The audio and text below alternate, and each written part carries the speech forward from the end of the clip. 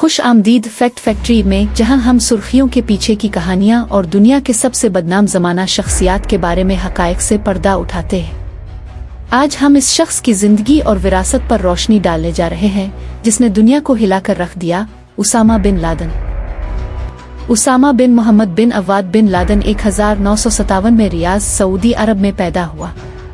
वो Mohammad bin Laden के 52 बच्चों में से 17 नंबर पर था, जो एक दौलतमंद तामीराती सनतकार थे और सऊदी शाही खानदान के करीब थे। अपनी मुराद याफ्ता परवरिश के बावजूद उसामा बिन लादेन जदीद तारीख के सबसे बदनाम दहशतगर्दों में से एक बन गया। 1970 की दहाई के आखिर में बिन लादेन सोवियत यूनियन के खिलाफ अफगान मुजाहमत में शामिल हो गया और अपने वसाइल को मुजाहिदीन के लिए मुख्तस किया। ये तजर्बा और इस्लाम की इसकी सख्त ताबीर ने इसके इंतहा पसंद नज़रिए की बुनियाद रखी और 1988 में अलकायदा के क़याम का सबब बनी, जो एक अस्करियत पसंद तंजीम थी जिसने दुनिया की कुछ खतरनाक तरीन दहशतगर्दाना कार्रवाइयों को अंजाम दिया। उसामा बिन लादेन का नाम 11 सितंबर 2001 के हमलों के बाद दहशत का मुतरादिफ बन गया। अलकायदा के दहशतगर्दों ने इसकी क़यादत में 4 कमर्शियल तैयारे अगवा किए, जिन्हें न्यूयॉर्क के ट्विन टावर्स, वाशिंगटन DC में पेंटागन और पेंसिल्वानिया के एक मैदान में गिराया गया।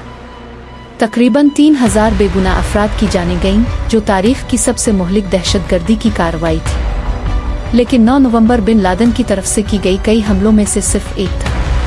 वो 1998 में कीनिया और तंजानिया में अमरीकी सिफारत खानों पर बम धमाकों, 2000 में USS कोल पर हमले और दुनिया भर में दीगर कई खौफनाक वाक़यात का जिम्मेदार था। इसका मकसद मगरिब के खिलाफ एक मुक़द्दस जंग छेड़ना और एक आलमी इस्लामी खिलाफत का क़याम।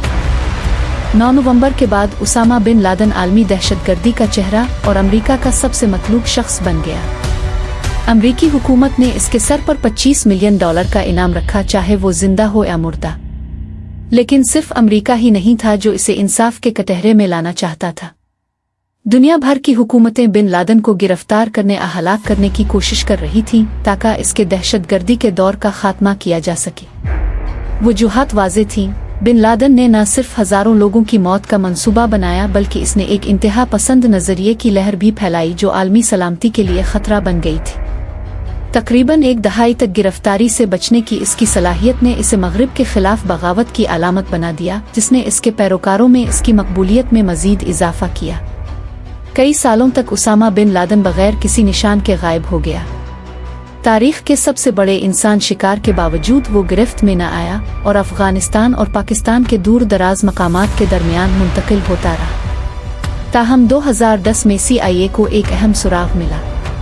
ये सब इस वक्त शुरू हुआ जब बिन लादेन के एक काबिल एतमाद कासिद अबू अहमद अल कुवैती के बारे में एक इत्तला मिली। सालों की एहतियात से निगरानी और मालूमात जमा करने के बाद CIA ने अल कुवैती को एबटाबाद, पाकिस्तान में एक पुरअसरार कंपाउंड तक ट्रैक किया।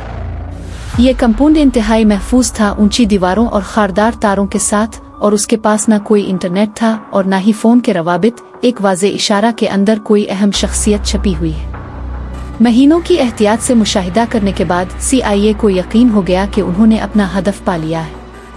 2 मई 2011 को अमरीकी नेवी सील्स की एक टीम ने कंपाउंड पर एक जुर्रतमंदाना छापा मारा।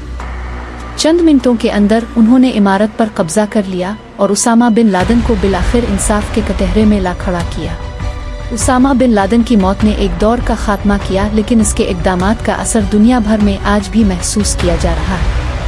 इसकी कहानी इंतहा पसंदी के खतरात और उसके बारे में एक याद दहानी है कि लोग अपने अकायद के नाम पर कहां तक जा सकते हैं।